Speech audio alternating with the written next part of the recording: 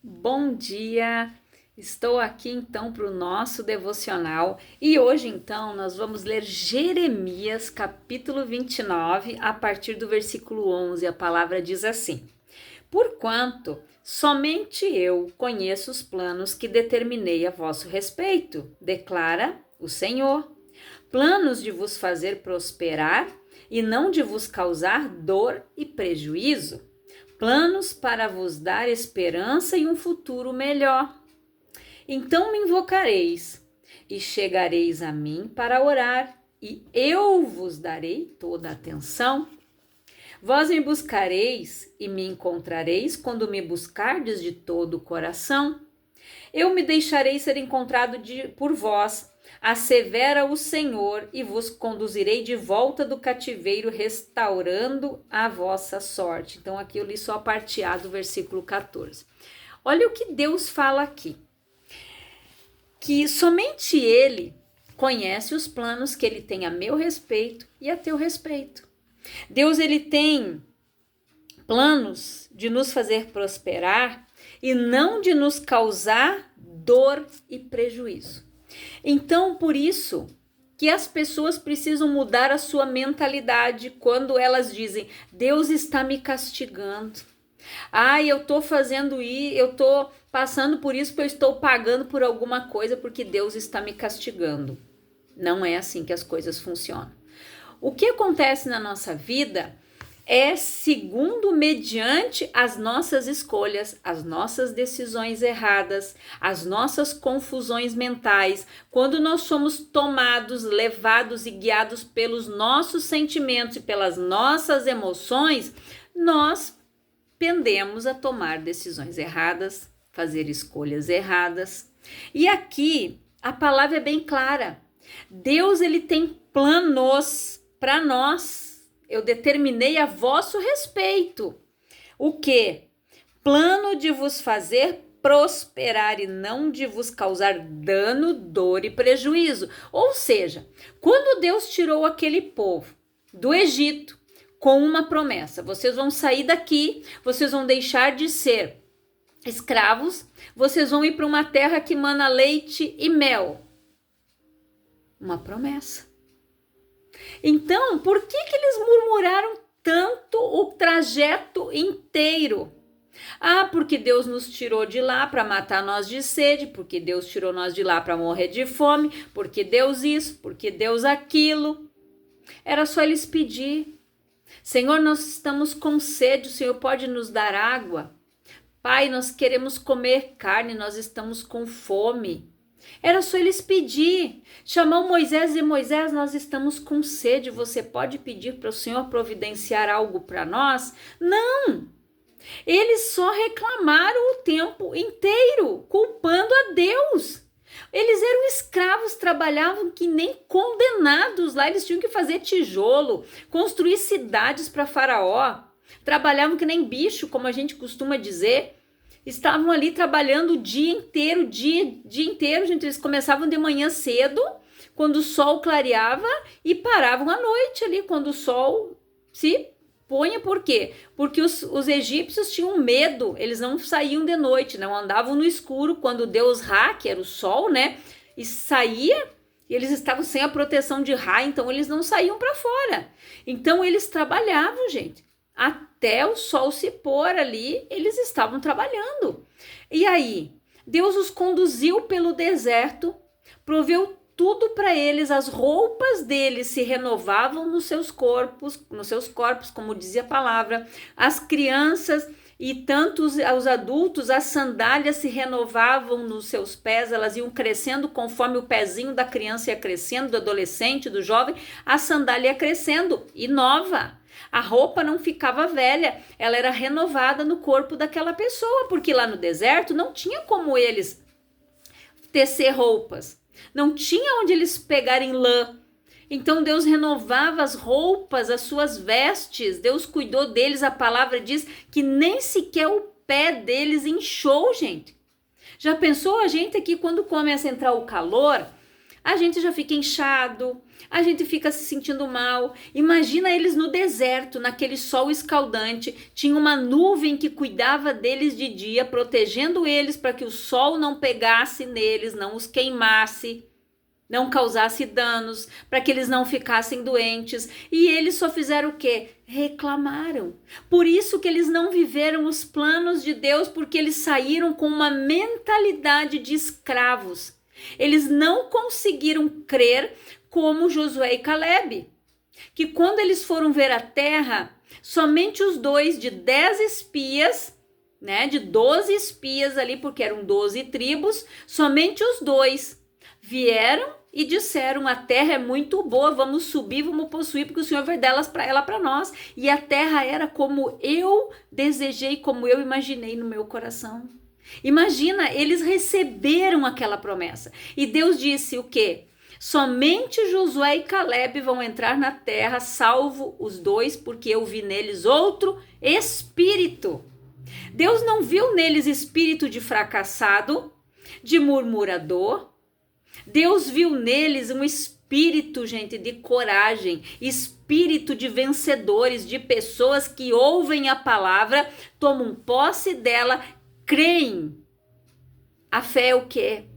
É o firme fundamento daquilo que nós não vemos, mas nós sabemos que já existe. É chamar a existência. Assim como aqueles dois receberam uma promessa, eles ouviram, eles imaginaram, desceu ao coração deles e eles disseram que assim era a terra quando eles foram avistar.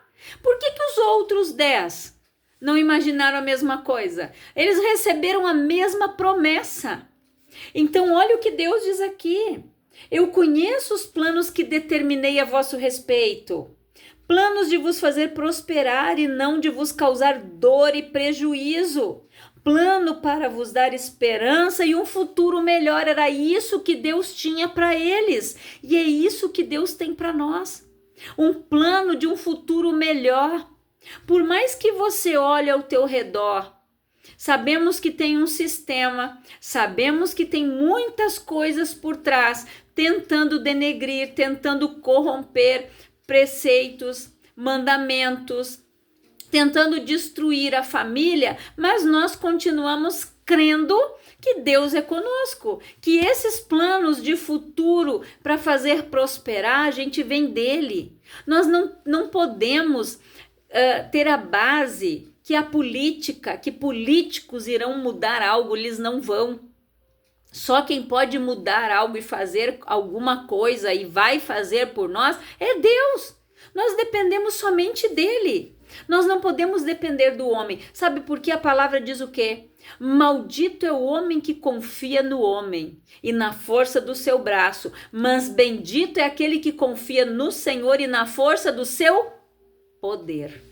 Olha a diferença no braço do homem. E agora quem confia no Senhor e na força do seu poder. É diferente.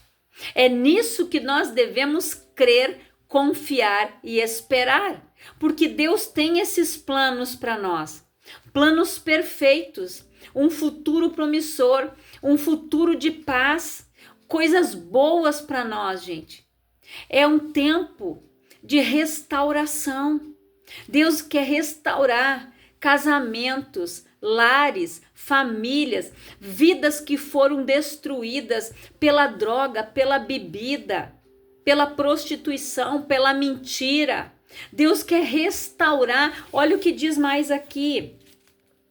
Então me invocareis e chegareis a mim para orar, e eu vos darei toda atenção. A palavra diz que os ouvidos do Senhor não estão agravados para que não nos possa ouvir. Ele nos ouve. Quando o justo clama, Deus ouve, gente. Creia nisso, não deixa o diabo roubar a tua bênção, não. Achando que está demorando, que Deus não ouviu a tua oração, não. Se você fez a oração precisa, orando por aquilo que você precisa e não por aquilo que você quer, aquilo que você deseja, Deus vai atender o desejo do teu coração. Se você fizer a oração de acordo com a sua vontade, de acordo com o seu querer, de acordo com a sua vontade. O que diz a palavra? Agrada-te do Senhor e Ele irá satisfazer o desejo do teu coração. Mas primeiro nós devemos agradar a Deus. De que forma que nós agradamos a Deus? Orando, buscando. Quando a gente ora, nós atraímos a atenção de Deus para nós. Quando você ora, a oração chega ao nariz de Deus como um incenso, uma oferta agradável. O Senhor faz assim: meu filho está orando, a minha filha está orando. A palavra diz o quê, gente? Que aquele que buscar e me vai encontrar, quando me buscardes de todo o coração, não é pela metade. Nós devemos ter intimidade com Deus, assim como nós temos intimidade com o nosso cônjuge. Nós devemos ter intimidade com Deus todos os dias, buscando a Deus, orando, ouvindo a palavra, gente. Assim como você tem intimidade com o teu cônjuge, você dá um beijo, você dá um abraço, né? Tem aquele momento de intimidade. A gente tem que ter esse tempo com Deus todos os dias. O casamento, ele tem que ser trabalhado, cultivado todos os dias. Conquistar o mesmo homem, conquistar a mesma mulher todos os dias. E quem está casado há 40, 50, 60 anos, aprenda com eles. Aprenda com eles. Essas pessoas têm lições para nos dar. E a palavra diz aqui: eu me deixarei ser encontrado por vós, assevera o Senhor, e vos conduzirei de volta do cativeiro, restaurando a vossa sorte. Se as pessoas estão em cativeiros espirituais, gente, elas estão presas nesses cativeiros pela sua mente, pelas palavras que saem da sua boca, elas estão presas, cativas. Mas Deus só vai trazer ela de volta quando ela orar com o coração por inteiro, não pela metade. Quando ela fizer uma oração sincera para Deus, se arrependendo do seu pecado. Nós vamos ver aqui o exemplo de Davi. Eu quero ler com você aqui o Salmo 51. A palavra diz aqui, ó. Opa, grudou a folhinha aqui. Aqui. Tem piedade de mim, ó Deus, segundo a tua misericórdia, conforme a tua grande clemência, apaga as minhas transgressões. Lava-me de toda a minha culpa e purifica-me do meu pecado. Pois no meu íntimo reconheço as minhas transgressões e trago sempre presente o horror do meu pecado.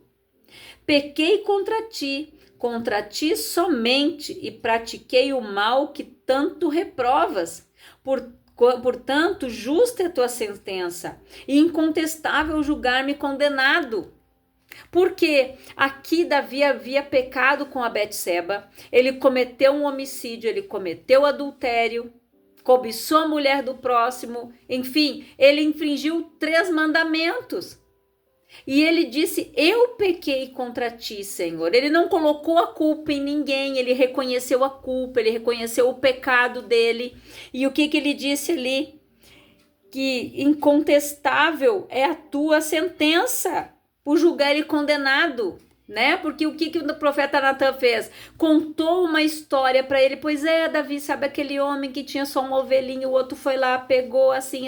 Esse é digno de morte. Esse é você, Davi. Aí caiu a ficha, porque quando a pessoa ela está no pecado, ela fica cega. Ela não consegue ver, ela não consegue ouvir e ela continua cega praticando a maldade. Quando os olhos de Davi foram abertos, ele se arrependeu. Ele chegou diante de Deus e ele fez toda essa oração. E ele disse ali, gente, quando ele falou ali, ó: fazer o mal é, acima de tudo, uma afronta à santidade e ao amor de Deus. Ele sabia que ele tinha cometido pecados horríveis. Davi evidencia profunda tristeza por ter pecado contra Deus, um sentimento de sincera frustração e arrependimento por ter ferido o coração do pai. Não um simples desgosto e vergonha por causa das inevitáveis consequências do pecado, mas ele se arrependeu de verdade. Ele sabia que ele tinha ferido o coração de Deus. Ele infringiu seus mandamentos. A palavra diz o quê? Não matarás, não adulterarás, não cobiçarás a mulher do teu próximo, a fazenda do teu próximo, o escravo, tudo. E ele cometeu isso. Ele se arrependeu. Ele disse: eu fiz tudo o que te desagrada. E aqui ele disse mais: reconheço que sou pecador desde o meu nascimento, sim, desde que me concebeu a minha mãe. Por quê? Nós humanos somos naturalmente movidos por sentimentos pecaminosos, vontades contrárias à santidade de Deus por causa da nossa natureza caída. Uma tendência inata conhecida teologicamente como pecado original. Porque quem foi que nos vendeu para o pecado? Adão. Você sabia que todo mundo culpa a Eva. A Eva comeu o fruto e deu para o Adão. Mas quem que nos vendeu? Adão. Sabe por quê? Eu não estou tirando a culpa da mulher e jogando no homem, não. Para quem Deus havia dado a ordem de cuidar do jardim, deu o nome para todos os animais, Deus mostrou tudo para o Adão e disse: Adão, de todas estas árvores que tem aqui, tudo que tem aqui você pode comer, menos da árvore do conhecimento do bem e do mal e da árvore da vida. Por que ele comeu? Porque ele quis. Porque ele quis. Porque a Eva ofereceu, mas ele podia ter dito: Eva, quem mandou você comer? O Senhor disse que não era para nós comermos desse para você, para mim e nem para você. Eu não posso comer, eu não vou comer, e você comeu. E ele comeu. Ele cedeu ao pecado. Então nós fomos vendidos pela desobediência de Adão, que não obedeceu a Deus. E aqui ele disse mais, o Davi: sei que tu queres estabelecer a verdade no meu interior e no meu coração ministras a tua sabedoria. Portanto, purifica-me com o sopo e ficarei limpo. Lava-me e mais branco do que a neve serei. Faze-me voltar a ouvir júbilo e alegria, e os ossos que esmagaste exultarão. Ó Deus meu, cria em mim um coração puro e renova dentro de mim o espírito inabalável. Não me afastes da tua presença, nem tires de mim teu Santo Espírito. Restitui-me a alegria da tua salvação e sustenta-me com o espírito disposto a obedecer. Olha o que Davi disse aqui, que ele não estava aqui, gente, preocupado com reino, com glória, com vitória sobre os inimigos, não, com dinheiro, não. Aqui a principal preocupação dele era estar em comunhão com Deus, em intimidade com Deus. Por que Davi disse aqui, ó, esconde o rosto do meu pecado?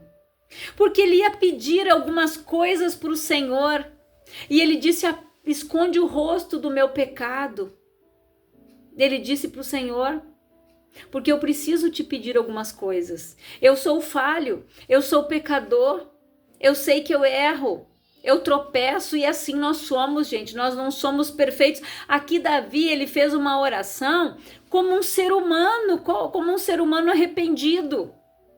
Porque ele tinha os seus desejos, tinha as suas vontades, ele errou no momento em que ele não foi para a guerra. Quando era o tempo dos reis irem guerrear, ele ficou ali. Aí o que o diabo fez? Colocou a mulher tomando banho, a oportunidade. Ele olhou: opa, a mulher é bonita, traz ela aqui. Cedeu. Deixou o Satanás. Satanás vai sempre tentar, gente, atingir os nossos olhos, os nossos ouvidos, para que a gente fale. E que através dos nossos olhos nós imaginamos e nós desejamos. Em todo tempo guarda o teu coração, porque dele procede as fontes e as saídas da vida. Por que Jesus disse que não precisa cometer o ato, simplesmente olhar e desejar, cobiçando, desejando a mulher e o homem da próxima, do próximo, marido ou esposa, do outro? Nós já pecamos, adulteramos no nosso coração, nós desejamos. Quando a gente deseja algo que é ao contrário da palavra e ao contrário da vontade de Deus, nós estamos pecando, nós estamos em desobediência. Davi aqui, ele desobedeceu, ele errou, mas ele se arrependeu, porque ele não seguiu a direção do Espírito Santo quando ele disse, vai guerrear, Davi. Davi ficou. Quantas vezes nós damos ouvidos para a nossa carne e deixamos de ouvir o Espírito? Quando nós deixamos de ter intimidade, quando nós deixamos de orar, nós deixamos de nos consagrar, de fazer um jejum, de matar a nossa carne. Quando a nossa carne vence, nós agimos da mesma maneira que Davi. Porque nós somos falhos, nós somos seres humanos. Nós temos falhas. Nós pecamos. Tiago disse, tropeçamos em muitas coisas. E em uma delas é nas palavras, gente. Nas palavras, nas atitudes, nos gestos, no nosso proceder. Então aqui Davi disse, depois que ele disse, esconde o rosto do meu pecado e apaga todas as minhas iniquidades. Ó Deus meu, cria em mim um coração puro e renova dentro de mim um espírito inabalável. Um espírito inabalável, gente, é isso que a gente tem que pedir para Deus. Aquele espírito inabalável que vem o vento, vem a tempestade, vem a má notícia, vem tudo que for, a luta, o problema, a dificuldade, ela não vai se abalar. Porque ela está estruturada na rocha. Lembra da palavra que Jesus falou? Da casa edificada sobre a rocha e a casa edificada sobre a areia? O prudente e o imprudente? Pois é. Quando nós somos prudentes, nós buscamos a Deus, edificamos a nossa casa, edificamos a nossa família onde? Na presença de Deus. Quando a palavra diz, ensina a criança no caminho que ela deve andar, quando ela crescer ela não vai se desviar dele, é um ensinamento, é uma instrução para nós pais. Se nós não ensinarmos, ela vai se desviar. E Deus vai cobrar de quem? Não adianta eu dizer depois, Senhor, porque eu dei todo amor, porque eu dei tudo que o fulaninho queria, que a fulaninha queria, olha aí, tá nas drogas, tá não sei onde. E o que faltou? Instrução, disciplina, educação, ensinamento, preceitos, base, fundamentos que somente nós pais poderemos dar e passar para os nossos filhos. Se eu ensinar ele no caminho que ele deve andar, ele não vai se desviar. Podem vir as ofertas do mundo, mas ele não vai se desviar, porque se eu estou ensinando ele aqui na base, na palavra, ele não vai se desviar. Se ele ver o meu exemplo, o teu exemplo, ele não vai se desviar. Se ele vê que os pais são pais de oração, pessoas que oram, que buscam, que desligam a televisão, que pegam a Bíblia e vão ler com o teu filho, pega uma Bíblia infantil e vai ler com ele, filho, vamos ler aqui a palavra, o que diz a palavra de Deus aqui? Se ele já sabe ler, pede para ele ler. Se ele ainda não sabe ler, é a historinha que está escrita ali, com desenhos para a criança compreender naquela linguagem lúdica. A criança aprende brincando, ensina ela no caminho que ela deve andar, porque quando ela crescer ela não vai se desviar dele. E se ela se desviar, Deus vai cobrar de mim e de você. Você sabia disso? Se eu não ensinar, se eu não fizer o que manda a palavra, ensina. É o que está escrito aqui. Se nós formos negligentes nisso, e os nossos filhos tropeçarem e se desviarem do caminho, Deus vai cobrar de mim e de você. Não adianta eu jogar culpa para ele depois. Senhor, onde é que eu errei? Pois é, isso mesmo. Reflete aí, Deus vai dizer. Onde é que tu errou? O que eu mandei você fazer? Você não fez, você comprou, você deu tudo que ele queria, tudo que ela queria, entregou tudo de mão beijada, não ensinou. E aí? E agora? Agora você vem perguntar para mim? Deus deve olhar lá de cima e fazer esse questionamento. E agora? A culpa é minha? Não, a culpa é tua. Você já pensou? Quantas vezes a gente ofende, como o devocional anterior eu falei? Quantas vezes a gente ofende o coração de Deus? Quantas vezes as pessoas jogam a culpa para Deus do seu pecado, da sua falta de temor, da sua falta de responsabilidade, da sua consciência? Por quê? Porque ela sabe o que ela tem que fazer e ela não faz. Aí quando ela erra, ela faz o quê? Ai, Senhor! Deus deve lá vem o ator de novo, lá vem a atriz, lá vem. Gente, nós temos que parar com isso.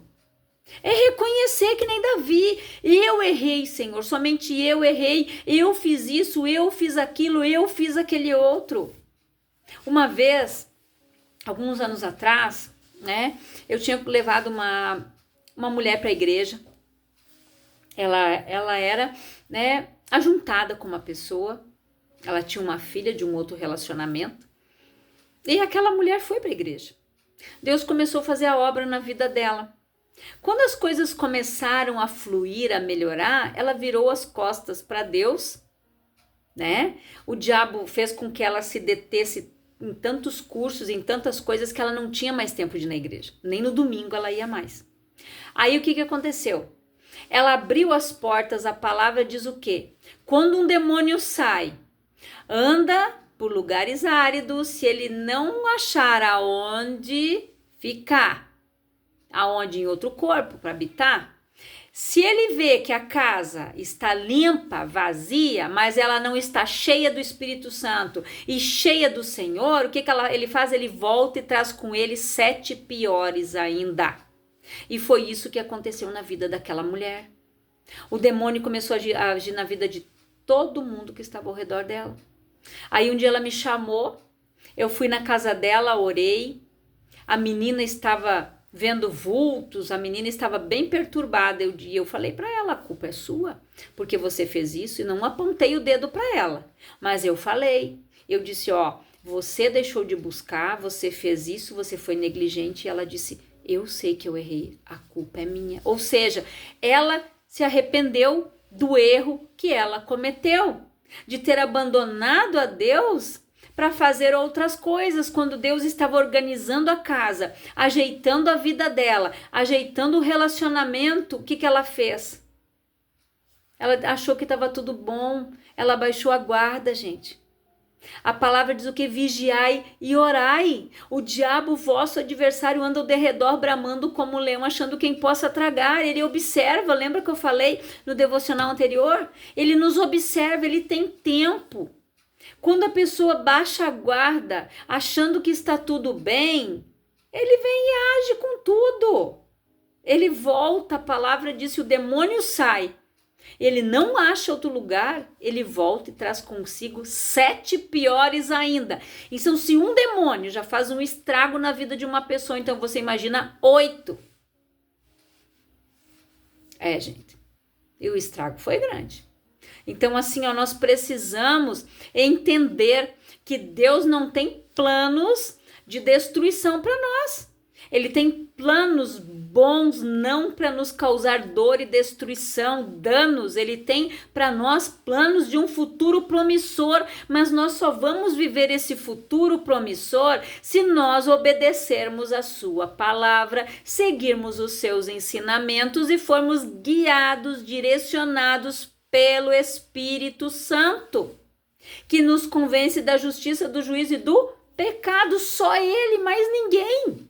Você pode pregar para uma pessoa, ficar orando por ela, mas não é eu e você que vamos convencê-la, é o Espírito que vai convencer aquela pessoa a abandonar o pecado, vir para a igreja, se firmar, ouvir a palavra e ser liberta. Jesus disse, conhecereis a verdade vos libertará, porque quando ela ouvir, a fé vem por onde? Pelo ouvir, e o ouvir pela palavra de Deus. Ela precisa ouvir a palavra para ser liberta.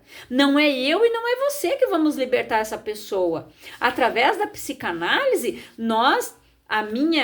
onde eu me formei com base cristã, nós usamos a palavra junto para auxiliar a pessoa que vem até nós para buscar atendimento. Nós usamos a palavra de Deus como base.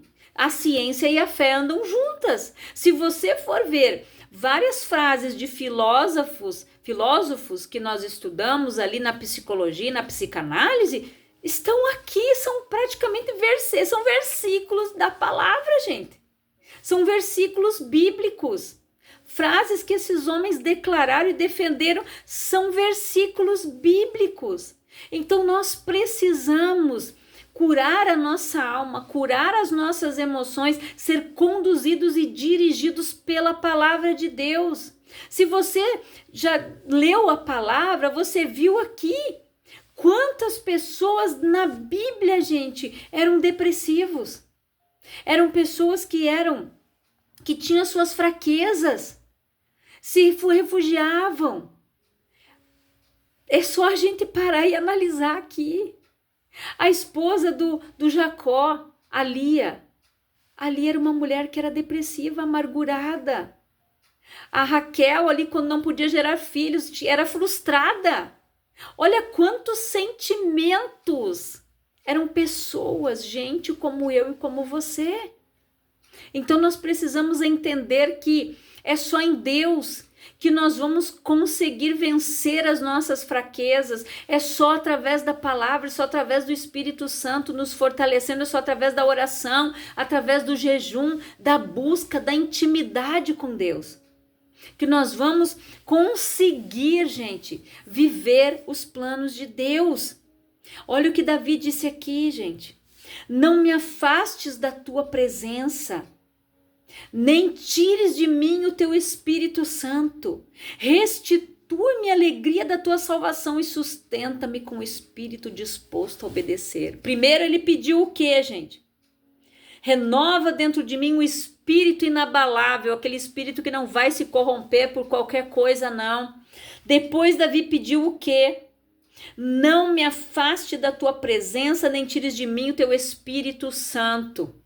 E depois ele pediu o quê? Sustenta-me com o espírito disposto a te obedecer. Nós precisamos ter disposição para ler a Bíblia, para orar, para jejuar, para fazer um devocional, para ir na igreja, congregar. Gente, disposição. O reino de Deus é conquistado por esforço. Se nós não nos esforçarmos e não tivermos a disposição de buscar, nós não vamos viver o futuro promissor que o Senhor tem para nós. A palavra diz que o reino de Deus é conquistado por esforço. Não é, eu aceitei Jesus, agora eu tô salvo. A orelhinha tá aqui. Não, gente. É até o fim. A palavra diz, aquele que perseverar vai receber a coroa. Cuide para que ninguém roube a tua coroa, está escrito na palavra lá em Apocalipse, ou seja, vigiando o tempo todo. Não baixa a guarda, o diabo vai fazer de tudo para tirar a pessoa da presença de Deus, para que ela perca a salvação. Então que você reflita nesta palavra e que o Espírito Santo venha trazer mais entendimento, mais revelação ao teu coração. Eu quero orar por você, Pai, em nome de Jesus. Eu oro por todas estas pessoas que estão ouvindo esta palavra, que elas sejam abençoadas, que os seus olhos sejam abertos, que elas renovem o seu entendimento, que elas tenham um espírito inabalável, Pai, e que elas tenham esse espírito, como Davi pediu aqui, um espírito disposto a obedecer, e que o Espírito Santo, Pai, não seja retirado delas, que elas que elas venham, Pai amado, fazer as pazes contigo, abandonar o pecado, rejeitar o pecado, que elas venham viver uma nova aliança e uma nova novidade de vida, Pai. É a minha oração em nome de Jesus. Que Deus te abençoe grandiosamente em nome de Jesus.